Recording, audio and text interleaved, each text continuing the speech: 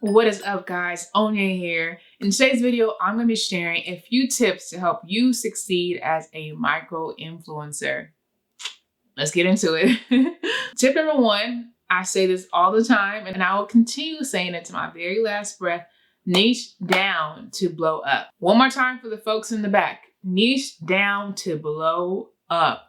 This is the one I know a lot of people struggle with. Like, do I stick to one topic? I know it can be a tough decision, but if you are looking to grow quickly as a micro influencer, it is easier to do that when you focus on one topic. That's just the facts. That's the truth of the matter. I have tested it out. I've seen it as a social media manager. If you are very specific with your brand, you will grow.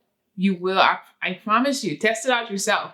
I think once you grow and once you reach a point where you feel good, then you can start to branch out. That's what a lot of like top influencers have done. You think about Patricia Bright. She started off doing, I think, hair, like natural hair, permed hair, gradually moved to makeup, moved to fashion. Now she does whatever the heck she wants. I can name so many other people that have gone down that same route. Niche down first, blow up second, do whatever the heck you want later.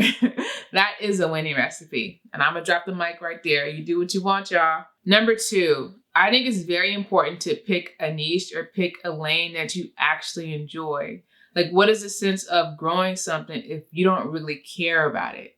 Because then you're going to be getting collaborations that relate to that. You know, you're going to have to keep that going for the life of it, really. So I encourage you to not just pick any old niche out of a rabbit's hat. Is it a rabbit's hat? A magician's hat? Not just pick any old niche out of a hat. Sit down and ask yourself, can I do this for years and years to come without losing my mind? That's a good question to ask yourself. Tip number three, try to stay on top of trends. Now, this is especially important for like a platform like YouTube. No matter what lane you decide, there are trends within that lane. Or you can find a trend outside of your lane and bring it to your lane, if that makes sense. YouTube, if you go to your home feed or your home digest, I don't know what it's called, you see like what they're showing you, you see what's trending. Hop on that. Even if it's just from one video, hop on that because that's a great way to get your eyes in front of more and more people. Next tip, identify 2 to 3 brands that you really want to work with and start actively targeting them. I like this strategy because it is very intentional and it allows you to focus on just a handful of brands as opposed to like 50 million, 11 of them, right? So let's say, for example, I want to work with Revlon, Who What Wear, and Target. These are brands that I'm familiar with and that I may use on a daily basis. Why not, actively post about them, actively tag them, actively engage with their content until hopefully at least one of them says, hey, we like what you're doing. You're always showing us love. I personally try to target a skincare brand, a hair brand, a fashion brand, and like a tech brand. And so that I have like my top 4 brands that I know in my mind, I would love to collaborate with these people. And so I try to incorporate them in my content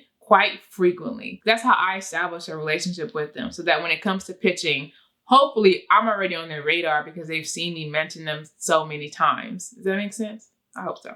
Other than that, I feel like it helps you gain the trust of your audience. Because I know a lot of people complain about, oh my God, all influencers do is talk about sponsored content. They'll post about a product today and then it's gone tomorrow. So I think if you stick to like 2 or 3 core brands and you talk about them repeatedly, people will start saying, well, she must really like these brands. She talks about them all the time. She or he talks about them all the time. I think it just makes you look better in the eyes of brands and also in the eyes of your followers. Next tip, try to get regrammed by big brands. And this one is especially great for makeup influencers and fashion influencers because these brands are always looking to regram that type of content. So do your research, take a look at the type of content that they're typically posting and make sure that your content is up to par. Like if they're posting super high quality images, sharp, bright, blasey, and yours looks like it was shot in a alleyway or like a closet, they're probably not going to regram you. And so if you can't elevate your content on your own, maybe you invest in a photographer to help you match that caliber of content. It's going to cost you a little penny, but imagine starting to get regrammed by the likes of Target, by the likes of Maybelline. It will eventually pay for itself. Next tip, sign up for influencer agencies. And I actually provided a list of my top influencer agencies in my collaboration starter kit, link down below. I listed I think 6 or 7 influencer agencies that I work with on a regular basis. You can do your own research. Google is your friend, right? Type in influencer agencies. This is a great way to get your foot in the door. Yeah, a lot of them ask for you to have at least certain number of followers, but some don't. Look to see what their requirements are. Sign up if you can. It couldn't hurt. That leads me to the next tip. Pitch yourself, all right? Stop sitting around waiting for brands to come knocking at your door. They more than likely are not going to. There are so many influencers out there. There's so much content being created every minute, every hour. You can get lost in the sauce. So you got to actively be updating your media kit, create these email templates, and send them out. You have to take an active approach as a micro-influencer. You have to.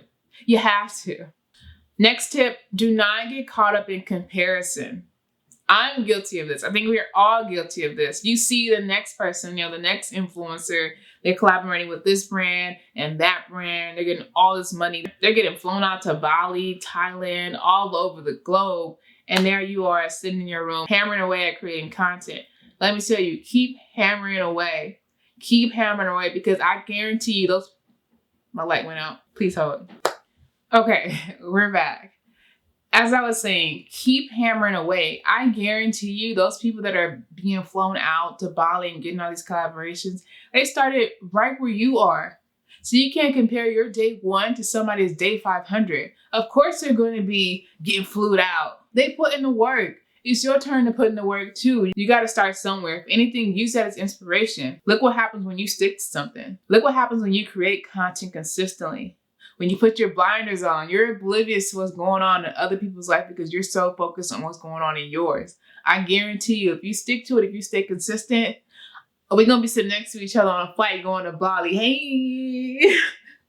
To sum it all up, this is the day and age for the micro-influencer to thrive and to succeed. Implement these few tips, and I guarantee you your influencer life will start to improve. And I cannot wait to hear about it, y'all. If you're not following me on Instagram, do that right now. Pieces of Onye. And let me know. Let me know about your journey. Let's talk. Let's chit chat. Those are all the tips that I have for you. As always, if you enjoyed it, do not forget to like, comment, subscribe, and hit the bell notification so you do not miss a thing. And until next time, toodaloo.